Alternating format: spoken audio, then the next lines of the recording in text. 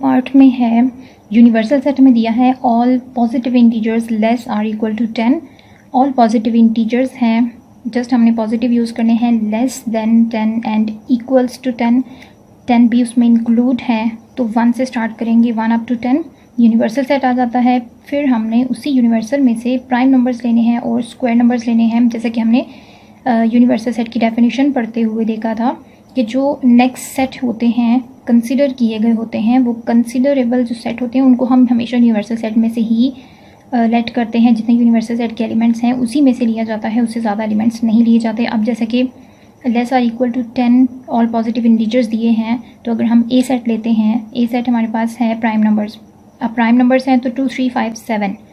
उसके बाद अगला जो प्राइम नंबर है वो 11 है, जो कि इससे बाहर होगा, इसमें शामिल नहीं है, तो हम उस प्राइम नंबर को नहीं लेते। उसके बाद बी सेट है स्क्वायर नंबर्स। तो स्क्वायर नंबर कौन से हैं? अगर हम 1 का स्क्वायर लेते हैं 1 आता है, 2 का स्क्वायर लेते हैं तो 4 आता है, 3 का स्क्वायर 9, 4 का स्क्वायर लें तो 16, जो कि यूनिवर्सल सेट में इंक्लूड नहीं है, इसलिए हम उसको 4 का स्क्वायर यानी कि 16 नहीं लेंगे।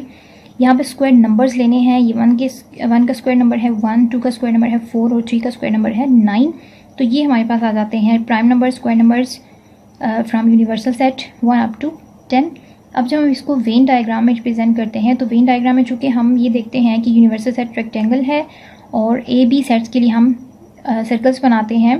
तो सर्कल्स में अगर हम ये देखते हैं कि कोई कॉमन एलिमेंट है 2, 3, 5, 7, 1, 4, 9, कोई भी कॉमन एलिमेंट नहीं है, तो इट्स मीन ओवरलैप करते हुए सर्कल्स नहीं बनेंगे, बल्कि इनमें कोई भी जब कॉमन एलिमेंट नहीं है तो दोनों अलग अलग से पड़े होंगे, डिफरेंट होंगे, एक दूसरे से अलग अलग से सर्कल्स बने होंगे। अगर हम इसकी वेन डायग्राम देखें तो आ जाती है कि 2 सर्कल्स हैं, ये ए बी सेट्स हैं, इन दोनों में कोई कॉमन एलिमेंट नहीं है। अब हमारे पास यहाँ पे टेबुलर फॉर्म में इसके आ जाते हैं एलिमेंट्स, काउंटिंग नंबर्स हैं, तो हम इन सर्कल्स के अंदर काउंटिंग नंबर्स को लिख देंगे। ए में आ जाते हैं 2, 3, 5, 7, 2, 2, 3, 5, 7, बी के 1, 4, 9 है।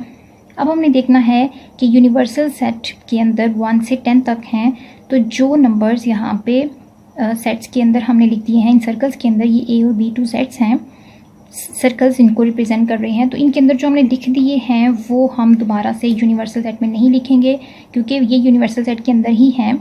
तो अब हम ये देखते हैं कि 1, 2, 3, 4, 5, अब 6 इसमें नहीं है, तो 6 हम बाहर लिख देते हैं यूनिवर्सल सेट में। 7 है, 8 इन दोनों सेट्स में नहीं है, तो 8 हम यहाँ पे लिख देते हैं। 9 भी यहाँ पे है, 10 नहीं है, तो 10 हम यहाँ पे लिख देते हैं। मीन यूनिवर्सल सेट के अंदर हमने 10 एलिमेंट्स को कवर कर दिया। अब जब इसका यूनियन लेते हैं, तो यूनियन में A union B equal to 3, 5, 7, union 1, 4, 9। अब इन दोनों सेट्स का यूनियन मीन दोनों को एक सेट के अंदर हमने इकट्ठा करके लिख देना है अरेंज्ड ऑर्डर में। तो सबसे पहले हम लिखते हैं 1, 2, 3, 4 इस सेट में है, 5, 6 भी नहीं है, 7, 8 यहाँ पर नहीं है, उसके बाद आ जाता है 9। तो ये इसका यूनियन आ जाता है। इसके बाद अगर हम इंटरसेक्शन लेते हैं, तो सेम इंटरसेक्शन भी इसी तरह से, ए यूनियन बी है तो हम ए सेट लिखेंगे, इंटरसेक्शन का सिंबल लगाएंगे, बी सेट लिखेंगे। इन दोनों में इंटरसेक्शन मीन कॉमन एलिमेंट्स जो एक सेट में भी मौजूद हैं और दूसरे सेट में भी मौजूद हैं।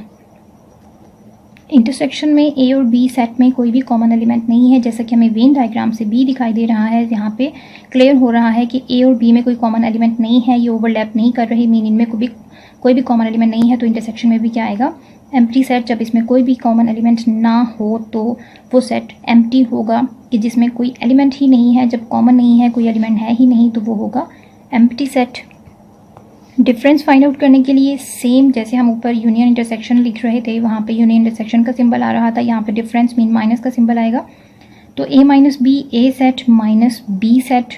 अब ए सेट से हमने बी सेट के एलिमेंट्स को माइनस करना है, तो देखना ये है कि ए और बी सेट में जो कोई कॉमन एलिमेंट है ही नहीं, तो उसमें से माइनस क्या होगा? माइनस वो एलिमेंट्स होंगे जो कॉमन होंगे, दोनों में सेम एलिमेंट्स हैं वो निकल जाएंगे, और बाकी आंसर में वो एलिमेंट्स बचेंगे जिस सेट को हमने पहले लिखा है। यहाँ पे हमने ए सेट लिखा है, तो पहले लिखे हुए सेट में जो भी एलिमेंट्स बचेंगे वो यहाँ पे आ जाएंगे, यानी कि इधर आ जाते हैं 2, 3, 5, 7।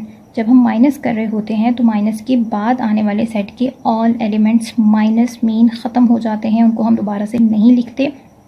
और फर्स्ट वाले सेट में देखते हैं कि उसमें सेकंड के जैसे कोई भी एलिमेंट्स अगर हों, कॉमन एलिमेंट्स हों, तो वो कॉमन एलिमेंट्स बी फर्स्ट में से निकल जाते हैं, और फर्स्ट के रिमेनिंग एलिमेंट्स आ जाते हैं। अब अगर फर्स्ट में से कोई एलिमेंट नहीं निकला तो फर्स्ट के all elements as it is आ जाते हैं।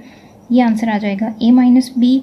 नेक्स्ट अगर हम b माइनस ए लेते हैं तो b माइनस ए सेम इसी तरह से आ जाएगा, जस्ट b फर्स्टली आ जाएगा और a सेकेंडली कि b माइनस ए है तो b सेट को हम पहले लिख लेंगे, माइनस a सेट को बाद में लिखेंगे। तो अब 149 में से 2357 निकाल देंगे, 2357 निकालेंगे तो 2357 और माइनस हो जाएंगे। यहाँ पे रह जाएंगे फर्स्ट नंबर पे जो हमने सेट लिखा है, जो पहले लिखा है माइनस करते हुए b सेट 149, तो उसके 149। अब इनमें कोई कॉमन एलिमेंट नहीं था तो वो भी माइनस नहीं हुआ। ये माइनस के बाद आने वाले सारे ख़त्म हो जाएंगे, जो पहले आते हैं 149 वो सब एलिमेंट्स आ जाएंगे। तो ये था आंसर b माइनस ए। कंप्लीट हो जाता है यहाँ पर बी पार्ट।